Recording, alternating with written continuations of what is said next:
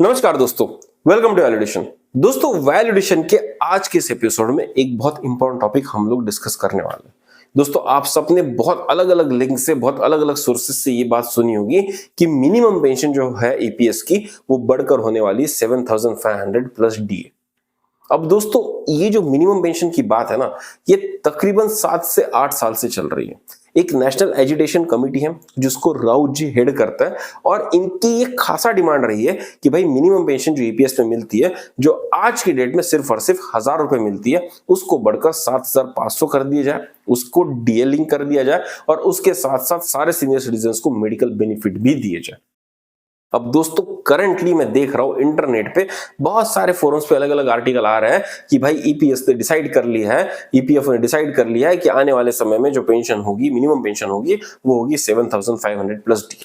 और दोस्तों, रिसेंटली अशोक राउत जी का एक वीडियो भी आया था जिसमें ये उम्मीद जगाई गई थी कि भाई 7500 जो है वो पेंशन हो सकती है और वो डीए लिंक भी हो सकती है।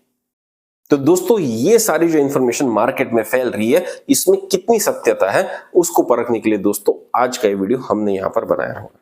तो दोस्तों, उम्मीद करता हूं कि आज के इस वीडियो में इस सवाल के ऊपर कि क्या मिनिमम पेंशन 7500 प्लस डीए होने वाली कि नहीं होने वाली है, इसके ऊपर मैं आपको पुख्ता तरीके से क्लैरिटी दे सकूं। तो अंत तक जरूर देखिएगा इस वीडियो को, क्योंकि ये वीडियो आपके लिए बहुत इंफॉर्मेटिव होने वाला है।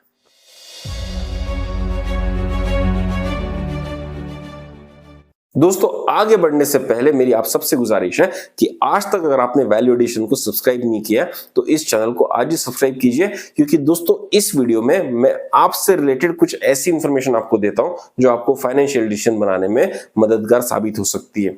ईपीएस से लेकर फाइनेंशियल डिसीजन से लेकर फाइनेंशियल प्लानिंग तक दोस्तों, वैल्यू एडिशन में मैं आपके लिए ऐसा कंटेंट लाता हूं जो रिटायरमेंट के पास आने वाले लोगों को या सीनियर सिटीजन्स को बहुत मददगार साबित हो सकती है। तो दोस्तों, ऐसे सारे अपडेट पाने के लिए आपको जल्दी ही इस चैनल को सब्सक्राइब कर लेना चाहिए, ताकि जब भी कोई नया वीडियो आए तो उसका नोटिफिकेशन आपके नोटिफिकेशन बॉक्स में जल्दी से आ जाए। तो दोस्तों, आज तक अगर आपने चैनल को सब्सक्राइब नहीं किया तो जरूर सब्सक्राइब कीजिएगा। अब दोस्तों, आइए बढ़ते हैं हमारे मेन मुद्दे के ऊपर कि क्या मिनिमम पेंशन ईपीएस के अंडर 7500 प्लस डीए होने वाली है। अब दोस्तों, इसके ऊपर मैं पहले भी एक बार वीडियो बना चुका हूं, और मैं आपको पहले भी ये बात बता चुका हूं कि भाई ईपीएस की मिनिमम पेंशन नहीं बढ़ रही है। एज ऑफ नाउ दोस्तों, इस पर कोई भी प्रोग्रेस नहीं है, और क्यों नहीं है उसका पुख्ता सबूत भी मैं आपको देता हूं। दोस्तों, जून 2025 के महीने में एक आरटीआई ईपीएफओ में लॉन्च किया गया था, यही पूछते हुए कि भाई क्या पेंशन, जो मिनिमम पेंशन है वो 7500 प्लस डीए होने वाली है। और दोस्तों, ये जो आरटीआई आपको मैं स्क्रीन पर दिखा रहा हूं, ये दोस्तों उसका रिप्लाई आया हुआ है। इसका लिंक मैं डिस्क्रिप्शन बॉक्स में डाल दूंगा, आप चाहे तो इसको डाउनलोड करके पढ़ सकते हैं, लेकिन उसका मोटा मोटा जो ये है कंटेंट है वो मैं आपको बता देता हूं। अब दोस्तों, ईपीएफओ ने आरटीआई में बहुत क्लियरली बताया कि ऐसा कोई भी प्रपोजल अभी ईपीएफओ में नहीं चल रहा है जहां पर ईपीएस की पेंशन को 1000 रुपए से किसी भी अमाउंट में बढ़ाने की बात चल रही है। और दोस्तों, फैक्ट यह है कि फरवरी 2024 में मिनिस्ट्री ऑफ लेबर ने एक एप्लीकेशन फाइनेंस मिनिस्ट्री को दी थी, जहां पर उन्होंने कहा था कि हम पेंशन, मिनिमम पेंशन जो है वो 1000 रुपए से बढ़कर 2000 रुपए करना चाहते हैं, और इसके लिए फाइनेंस मिनिस्ट्री उनको परमिशन दे। लेकिन दोस्तों, निर्मला सीतारमण जी की जो मिनिस्ट्री है, उन्होंने यहां पर इस चीज को मना कर दिया था, इसका प्रपोजल पूरी तरह से रिजेक्ट कर दिया था, ये कहकर कि इसके लिए कोई भी बजटरी सपोर्ट नहीं। अब आपकी इंफॉर्मेशन के लिए मैं बता दूं, ईपीएस में जो आपको पेंशन मिलती है वो आपके कंट्रीब्यूशन के हिसाब से मिलती है। आपने कितना कंट्रीब्यूट किया और आपने कितने साल तक ईपीएस का मेंबरशिप रखा है, उसके हिसाब से दोस्तों आपकी एक पेंशन बनती है। लेकिन किसी रीजन से अगर आपकी ये पेंशन 1000 रुपए से कम बनती है तो ईपीएस आपको कम से कम 1000 रुपए की मिनिमम पेंशन गारंटी करता है। और दोस्तों, ये जो 1000 रुपए की जो पेंशन गारंटी करता है, इसके लिए सेंट्रल गवर्नमेंट ने प्रॉपरली एक लेजिस्लेशन पास करके, एक लॉ पास करके एक 1.16% का प्रोविजन बनाया था, और तभी दोस्तों मिनिमम पेंशन स्टार्ट हो पाई थी।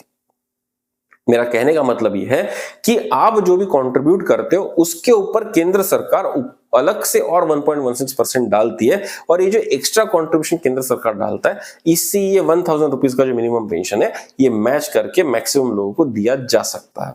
अब फाइनेंस मिनिस्ट्री का कहना यह था कि अगर आपको 2000 रुपए चाहिए मिनिमम पेंशन, तो उसके लिए केंद्र सरकार का जो कंट्रीब्यूशन है वो बढ़ाने की जरूरत है, और एज ऑफ नाउ सरकार के पास में इसके लिए पैसा नहीं है, और इसीलिए ये जो 1000 रुपए से बढ़कर 2000 रुपए पे लाने की बात कर रही थी पेंशन की, ये पूरी तरह से वित्त मंत्रालय ने, फाइनेंस मिनिस्ट्री ने इसको रिजेक्ट कर दिया था। अब दोस्तों जब हम इस फैक्ट को देखते हैं कि हमारी फाइनेंस मिनिस्ट्री 1000 रुपए से 2000 रुपए करने के लिए बजट नहीं है बोल रही है, तो क्या सच में 7500 प्लस डीए यहां पर हो सकता है? मुझे तो कोई उम्मीद नहीं है कि 7500 प्लस डीए यहां पर कभी मिनिमम पेंशन होगी भी, और उसके साथ आपको मेडिकल बेनिफिट्स भी देने की बात कर रही है, तो ये तो बिल्कुल भी नहीं होने वाला। अब दोस्तों मैं यहां पर इस संभावना को खारिज नहीं कर रहा हूं, लेकिन मैं बहुत एक प्रैग्मेटिक आदमी हूं, बहुत एक प्रैक्टिकल आदमी हूं, और मैं जानता हूं कि भाई नेशनल एजुकेशन कमेटी सालों से इसके ऊपर काम कर रही है, सालों से अपनी डिमांड पे अड़ कर बैठी हुई है। लेकिन दोस्तों मुझे ऐसा पर्सनली लगता है कि ये जो 7500 प्लस डीए की डिमांड पे जो अड़ कर बैठे हैं, इसी वजह से शायद मिनिमम पेंशन कहीं पर भी बढ़ नहीं पा रही है। अब दोस्तों यहां पर मैं क्रिटिसाइज नहीं कर रहा हूं एनएससी के एक्शन को, मैं ये कह रहा हूं कि भाई मैं खुद भी एक सोल्जर हूं, मैं खुद भी एक ईपीएस का ये जो लड़ाई लड़ रही है इसका सोल्जर हूं, है ना, कि भाई मैं 2 साल से हायर पेंशन की इस टॉपिक को कवर कर रहा हूं, ईपीएस की पेंशन को कवर कर रहा हूं, और एक ये जो जंग हम लड़ रहे हैं कि भाई लोगों को मिनिमम पेंशन बढ़े, लोगों की हायर पेंशन शुरू हो, इसमें दोस्तों एक सैनिक मैं भी हूं। और जब मैं प्रैक्टिकली सिचुएशन को देखता हूं तो मुझे बात समझ में आती है कि भाई 7500 प्लस डीए का जो हमने डिमांड रखा हुआ है, ये बिल्कुल गलत डिमांड है। ये डिमांड रखने से कुछ भी हासिल नहीं होने वाला है, क्योंकि आप चाहते हैं माउंट एवरेस्ट पे जाना, लेकिन आप माउंट एवरेस्ट के बेस तक भी नहीं पहुंच पा रहे, और जब आप बेस तक नहीं पहुंचेंगे तो आप ऊपर तक नहीं पहुंच पाएंगे। हमको हमारी डिमांड जो है वो प्रैक्टिकली अलाइन करनी होगी, वो डिमांड थोड़ी सी कम करनी होगी। और वो डिमांड कितनी करनी होगी? वो डिमांड दोस्तों हमको करनी होगी कम से कम 2500 रुपए हो जाए या 3000 रुपए हो जाए। अब दोस्तों आप बोल रहे होंगे कि भाई बात तो चल रही थी 1000 से 7500 करने की, और आप बात कर रहे हैं कि 1000 से 2500 या 3000 की जाए, और अभी आपने थोड़ी देर पहले बोला कि वित्त मंत्रालय ने 2000 रुपए भी करने से मना कर दिया। तो बहुत सारे लोग मेरी ये बात सुनकर कह रहे होंगे, हर्षवर्धन जी आप या तो भ्रमित हो चुके हैं या आप अपनी कही हुई बात को काट रहे हैं। नहीं दोस्तों, मैं जो चीज आपको बताने की कोशिश कर रहा हूं वो बिल्कुल प्रैक्टिकल तरीके से बताऊंगा कि भाई 2500 क्यों किया जा सकता है और 3000 रुपए भी क्यों किया जा सकता है। अब देखिए क्या है, जो ईपीएस पेंशन धारक है, इस बंदे ने इस देश की सेवा सालों तक की है। लोगों ने 20 साल से ऊपर की सर्विस दी है, कुछ कुछ लोगों ने 38, 40 साल की सर्विस इस देश को दी हुई है, और वो अपना एक बेसिक हक मांग रहे हैं कि भाई आपने जब 1000 रुपए की मिनिमम पेंशन डिसाइड की थी तो वो की थी साल 2000 के आसपास। अब दोस्तों इतना दिन हो गया है, महंगाई बढ़ चुकी है, और जिसको 1000 रुपए की पेंशन आती होगी उसका वो पैसा 2 दिन उसको नहीं पुरता होगा। तो इन्फ्लेशन को देखकर इसको एडजस्ट करने की जरूरत तो है, इसको बढ़ाने की जरूरत है। लेकिन अगर मिनिस्ट्री इसको 7500 नहीं कर सकती तो 2500 से 3000 तो डेफिनेटली कर सकती है। और दोस्तों इसका बेसिस में क्या बता रहा हूं, आप देखिए जैसे इलेक्शन आ जाता है हर सरकार बोलती है हम लाडली बहन योजना देंगे, लाड़की बहन योजना देंगे, ये बहन योजना, वो बहन योजना बोल के 2500 रुपए लेडीज को फ्री में बांटे जा रहे हैं। अब दोस्तों ये जब 2500 रुपए सारी स्टेट गवर्नमेंट्स और सेंट्रल गवर्नमेंट की भी कुछ कुछ स्कीम्स में दोस्तों फ्री में बांटे जा रहे हैं, तो भाई जिस व्यक्ति ने जिंदगी भर अपनी मेहनत करके पसीना बहाकर देश की सेवा की है और ईपीएस के फंड में कंट्रीब्यूट भी किया है, उसको 2500 रुपए क्यों नहीं दिए जा सकते? सिर्फ इसलिए क्योंकि आज वो एक्टिव वोटर बेस में नहीं आता, सिर्फ इसलिए क्योंकि वो एजुकेशन सही तरह से नहीं कर सकता। भाई आपने फ्रीबीज के नाम पे 2500 रुपए उन औरतों को बांटे जो एक्चुअली इकोनॉमी में ढीले भर का कंट्रीब्यूशन नहीं कर रही है। फ्रैंकली स्पीकिंग एक्टिव कंट्रीब्यूशन तो सबका होता है कि हर कोई जीएसटी तो भरता ही भरता है, लेकिन जो एक्टिव कंट्रीब्यूशन है, जो इकोनॉमी का प्रोडक्टिव कंट्रीब्यूशन वो नहीं कर रही है, उनको सिर्फ वोट बैंक पॉलिटिक्स के चलते हुए आप 2500 रुपए दे रहे हैं। लेकिन जिस व्यक्ति ने पूरी जिंदगी भर सरकार की सेवा की, जिस व्यक्ति ने इस इकोनॉमी में प्रोडक्टिव कंट्रीब्यूशन दिया, उसको दोस्तों आप 2500 रुपए देने से मना कर रहे हैं, आप 2000 रुपए तक देने से मना कर रहे हैं, और उसके लिए आपके पास बजटरी प्रोविजन नहीं है, ये आपका कहना है। जबकि लाडली बहन योजना, लाड़की बहन योजना, इन सारी योजनाओं के लिए सरकारें कर्जा ले लेके पैसा दे रही है। तो दोस्तों ये कहां का जस्टिस है? वहीं पर अगर आप दूसरा देखेंगे, जो श्रमिक लोग होते हैं, इनके लिए जो अटल पेंशन योजना शुरू की गई है, इसमें ये लोग सिर्फ और सिर्फ 500 रुपए महीना तक दोस्तों यहां पर कंट्रीब्यूट करता है, और पता है उनको पेंशन कितनी मिलती है? 3000 रुपए पेंशन मिलती है। मतलब समझ लीजिए, मैं अगर एक श्रमिक हूं, मैं अगर एक लेबर हूं और मैं अटल पेंशन योजना को ज्वाइन करता हूं, तो मुझे हर महीने सिर्फ और सिर्फ 500 रुपए सरकार को जमा करना है, किसी बैंक में जाके खाता खोलना है, 500 रुपए दोस्तों वहां पर जमा करना है। और ये 500 रुपए मतलब साल के मैं 6000 रुपए दे रहा हूं। आप समझ लीजिए साल के मैं 6000 रुपए दे रहा हूं, और मैं तकरीबन 30 साल अगर ऐसा काम करता हूं तो मैं कितना पैसा दूंगा? तकरीबन 1,80,000 रुपए दोस्तों मैं सरकार को दूंगा। और उसके बाद पता है सरकार मुझे 60 साल की उम्र के बाद में कितना पैसा देगी महीने का? 3,000 रुपए देगी, जो मात्र 60 महीनों में, मतलब कि मात्र 5 साल में मैंने जितना पैसा दिया था वो रिकवर हो जाएगा। अगर मैं इंटरेस्ट भी पकड़ लूं तो 6-6.5 साल में वो पैसा पूरा रिकवर हो जाएगा। मतलब कि जैसे ही मैं 66.5 ईयर्स का हो जाऊंगा तो उसके बाद मैं अटल पेंशन योजना में नेट प्रॉफिट में आ जाऊंगा। और वहीं पर दोस्तों आप उस व्यक्ति को देखिए जिसने जिंदगी भर ईपीएस में पैसा दिया हुआ है। अब दोस्तों उसने जो कंट्रीब्यूशन शुरू किया था वो शुरू ही किया था 587 रुपीज से, और जब वो 2012, 2014, 2017 तक आ गया होगा तो तकरीबन दोस्तों 1250 रुपए महीने का वो सबमिट करता था। अब एक श्रमिक जो 30 साल की ड्यूटी में 500 रुपए महीना देता रहेगा, उसका कंट्रीब्यूशन आप देखिए। और एक व्यक्ति जिसने प्रॉपर फॉर्मल सेक्टर में दोस्तों काम किया है, जिसने कभी 587 रुपीज दिए तो जिसने कभी 1250 रुपए दिए, उससे डेफिनेटली इस श्रमिक से ज्यादा पैसा एक्चुअली ईपीएफओ को कंट्रीब्यूट किया। और इतना कंट्रीब्यूशन करने के बाद उसको मिनिमम पेंशन कितनी मिल रही है? सिर्फ और सिर्फ 1000 रुपए।